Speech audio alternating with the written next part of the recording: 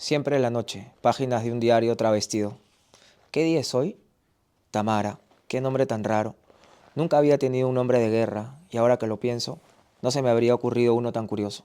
¿De dónde salen los nombres de batalla? De la necesidad de trasvestirlo todo. Puro instinto de supervivencia, dice Poderosa. Ahora me da risa, parece mentira, pero ahí estoy yo, detrás de la cortina, chuncha y pudorosa, esperando a ser bautizada.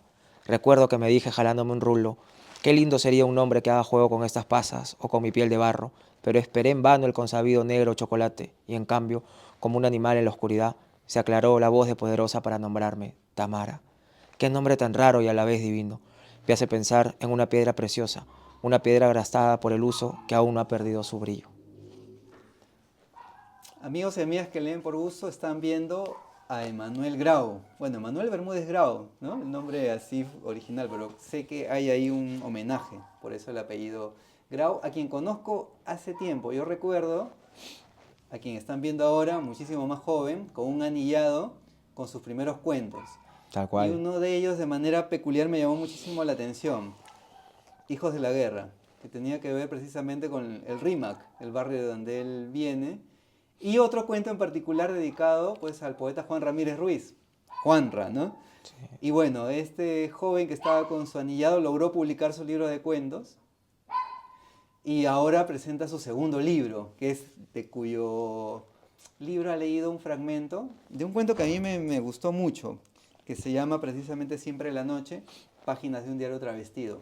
Así es. Emanuel, bienvenido y un gusto tenerte aquí. Un gusto, Jaime, para mí conversar contigo después de tiempo, después que, como bien dices, nos hemos encontrado pues, en otros momentos, ¿no? Cuando yo estaba con toda esta intención de publicar mi primer libro de cuentos que se llamó Hijos de la Guerra. Tú fuiste uno de los primeros lectores. Te agradezco por eso. Y sí, y ahora presentando este libro para mí muy importante, ¿no? El fin de los tiempos, Así es. publicado con Alfaguara. Creo que para mí es una experiencia muy interesante poder de alguna manera repensar los temas que se plantearon en el primer libro y que aquí también aparecen. Ahí te coloqué un separador, mira, a ver, Sí, muéstralo. Es de Osvaldo Reynoso. sí, muy bonito. Lo hice a propósito porque te comentaba pues antes de tener esta charla ya en video formalmente, pues que en este libro de cuentos, y ya ocurría en Hijos de la Guerra, es la calle, pero también el lenguaje, el que está muy vigoroso, ¿no? Y presente.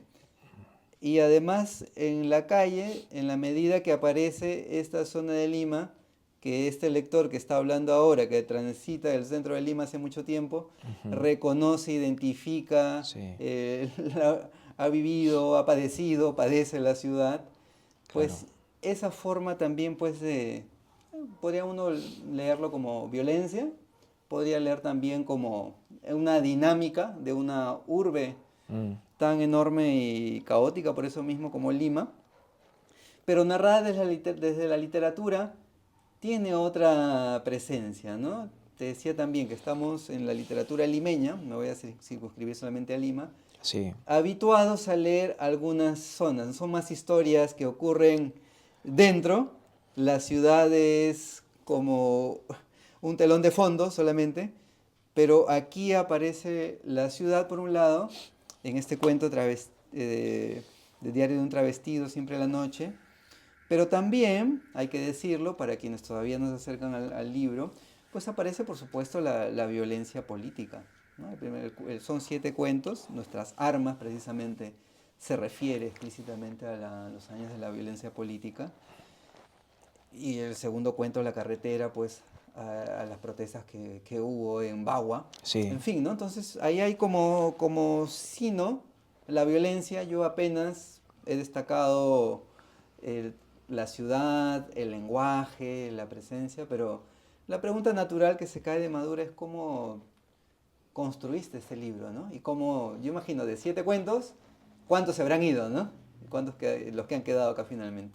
sí, te agradezco por esta introducción que has hecho del libro. Yo creo que es cierto lo que dices, ¿no? Y qué bonito esto de Osvaldo Reynoso, ¿no? Para mí, sin duda, Osvaldo Reynoso eh, es un escritor fundamental. Me interesa mucho el tema de, y espero que se vea reflejado en el libro, de cómo el lenguaje también es un protagonista de estas historias desde su eh, lugar de resistencia al poder. Yo creo que eso es lo que yo he intentado hacer, por lo menos he intentado hacer o soñaba hacer con el libro, que el lenguaje de la calle que aparece en el libro no sea un lenguaje solamente que quede en lo anecdótico, sino que revitalice de alguna manera este discurso popular que enfrenta el poder. Yo creo que eso ha sido para mí fundamental.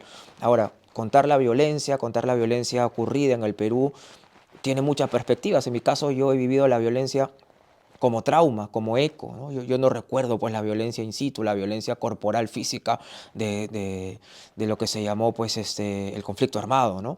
Sino lo recuerdo como pesadilla, como situaciones que me han contado, como videos que vimos.